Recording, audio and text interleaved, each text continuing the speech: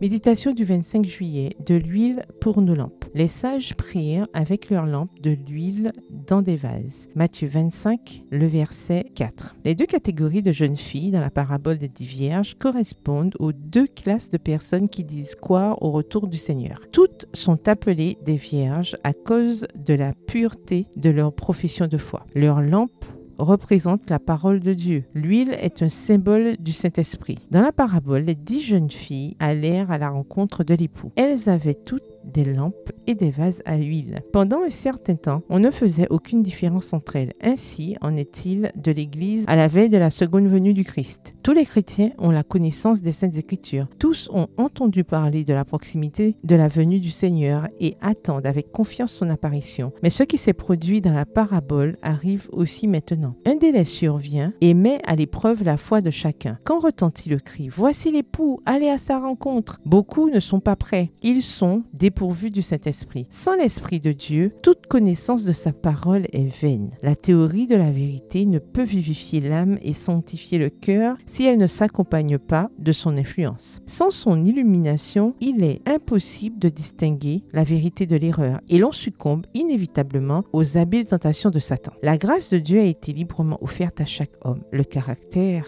ne se transmet pas. Personne ne peut avoir la foi pour un autre. Comme le caractère est le résultat de l'action de l'esprit, il est incommunicable. Le réveil occasionné par le cri « Voici l'époux » ne suffira pas pour nous préparer à rencontrer le Seigneur. Il sera trop tard à ce moment-là pour aller remplir nos lampes vides. Notons que dans la parabole, les vierges sages avaient de l'huile dans leurs vases, outre celle qui se trouvait dans leurs lampes. Ces lampes purent brûler sans que la flamme baisse pendant toute cette nuit de veille. C'est ainsi que les disciples de Jésus-Christ doivent briller dans les ténèbres du monde. Grâce au Saint-Esprit, la parole de Dieu est une lumière quand elle devient une puissance transformatrice dans la vie de celui qui la reçoit. En implantant dans nos cœurs les principes de cette parole, l'Esprit développe en nous le caractère du Seigneur et fait alors rayonner sa gloire dans la vie de ses disciples. Extrait du livre Les paraboles de Jésus, le chapitre Le service de Dieu, aux pages 358 à 363. Demandez à Dieu de vous accorder une large part de l'huile de sa grâce. Extrait du livre Testimonies to Ministers and Gospel Workers, témoignages pour les pasteurs et les évangélistes, au chapitre 9 à la page 104. Bonne soirée, que l'Éternel vous bénisse.